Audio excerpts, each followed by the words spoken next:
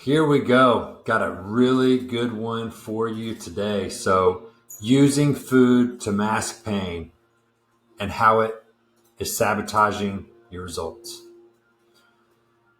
So, how do we use food to mask pain? This can include alcohol, this how it's detrimental to master to get the results that we want, what it means to use solutions to swap out the behavior, coming up with actionable steps to ultimately achieve mastery of your mind, body, and results. So, how are you using foods as a distraction for negative emotions, for stress, for anxiety, for boredom, for anger, for uncertainty? What are some examples of when you used food as a distraction? Think about that.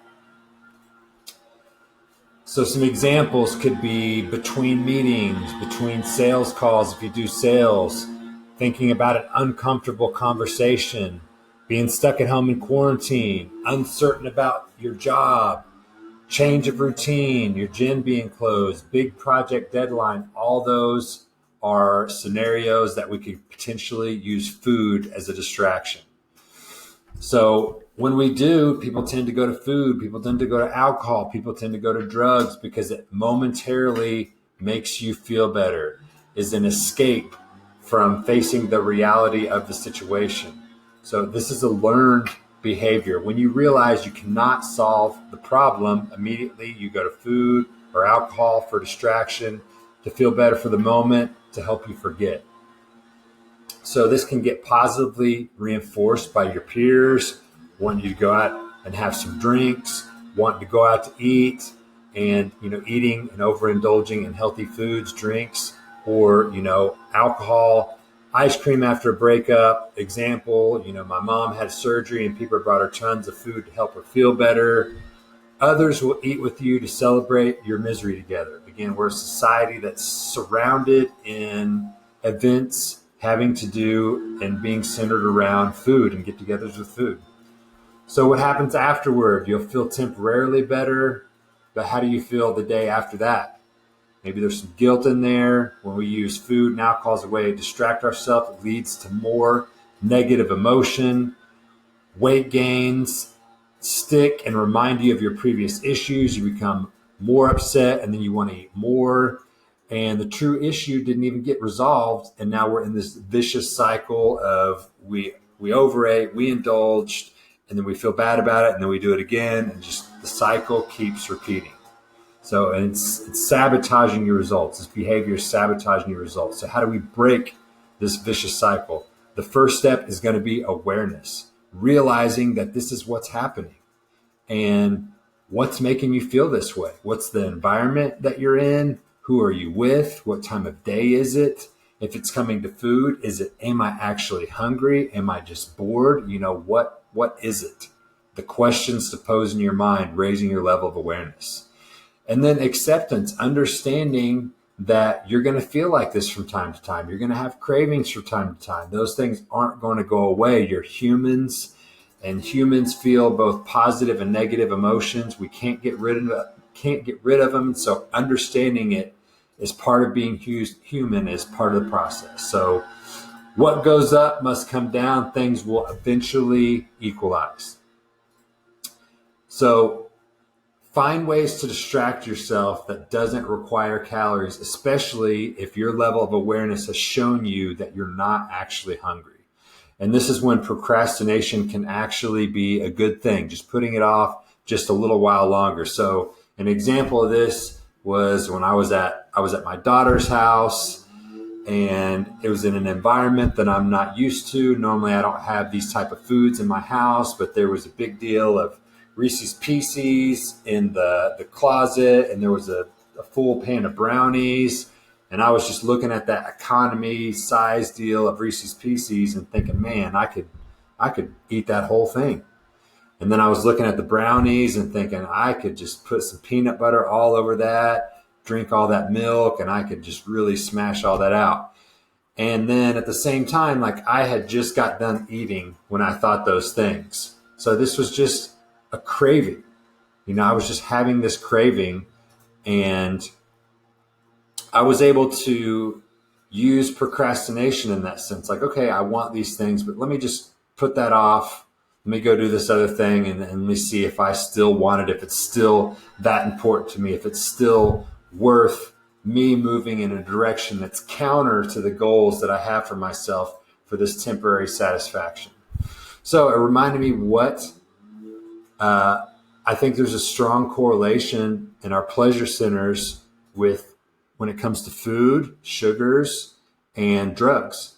So I, in that moment, related it to a feeling of when I used to get high, when I used to actually shoot drugs, just the rush that I would get, the warm embrace I would feel over my whole body. Sometimes a sight, a smell, a sound, something will trigger, even though it's been over 15 years since I used drugs, what it felt like when I did use drugs. And in that moment will be a thought of, what would it be like just to do that one more time, to have those drugs one more time?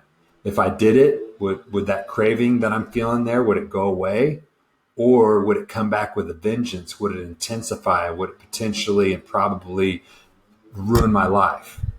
I mean, I think you can figure out the answer for yourself. So correlating that to food, the difference is we can't just quit food. So we have to have a relationship with food. But it's understanding that if you are not hungry and you do have a craving, that a craving will pass. A craving will go away. The more you feed into those cravings, the more often, the more intense you're going to experience them, the more that you can find a way to procrastinate and do something else instead, especially when your level of awareness has shown you that you're not actually hungry. You can know with certainty that that craving will pass. And the more you can go through that cycle, the less intensely you will experience that, because you've learned to do other things when the craving come up that doesn't have to do with food.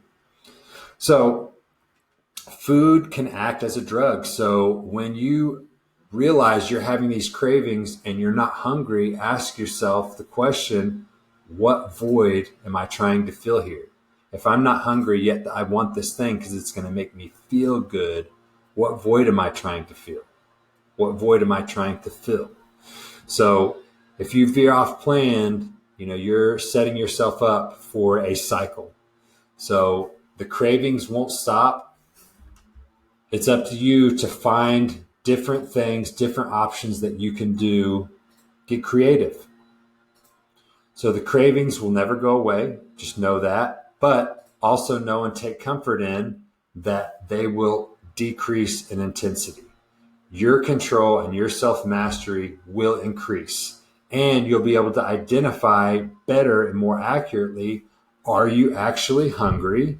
Because if you are, that's a different story. And there's also strategies you can use if there's something that you are craving, if it's pizza or if it's brownies or whatever, there are lower calorie, higher volume options that you can use that won't do nearly as much damage as something that's very calorie dense and doesn't take up much room in your stomach.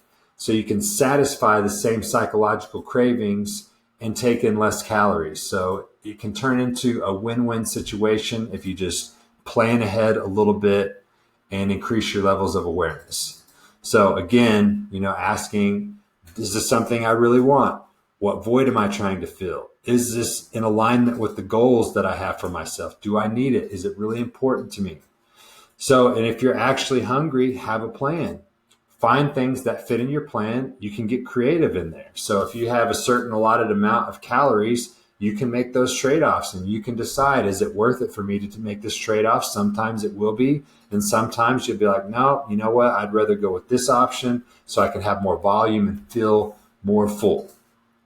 So again, for everything that you like and crave, there's a lower calorie alternative that you can recreate that'll satisfy your hungry and that will be more in alignment with your goals. Because sometimes, we crave food in situations because it brings us back to certain times in our life that we associate feelings with.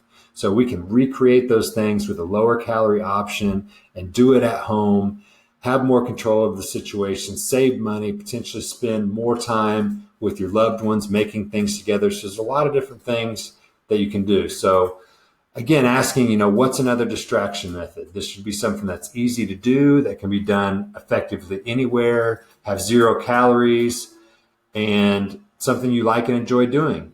So something that might not be a good example would be riding your bike, because what if you went out there to the garage and the tires are flat and now you're stressed out and then you go eat? So having other things, going for a walk, meditation, reading a book, relaxing music, making sure you're drinking plenty of water. A lot of times we can mistake hunger for thirst. So making sure we're very hydrated, we can play with our dogs, clean some stuff up, say some affirmations, like those are really powerful and effective. Jump on a trampoline. I have a little, one of those little mini trampolines, Bounce and Burn. I get on it all the time. Love it. So that's an option. You could look into that. So implementation, identify a time when you were stressed and wanted to go to food or alcohol. What did you feel immediately? What did you feel afterwards? And then what is another behavior that you could replace this with? So think on that, come up with some answers, ask your coaches. This is all about a new lifestyle and making trade-offs and having a game plan in place and a system in place that you can use for forever. You're developing the skill sets, strategies, levels of awareness that are going to help you be successful for forever, to where you're stepping into a new identity, new version of yourself that makes better decisions, that makes the good trade-offs that are aligned with the goals that you have for yourself to be the best version of yourself.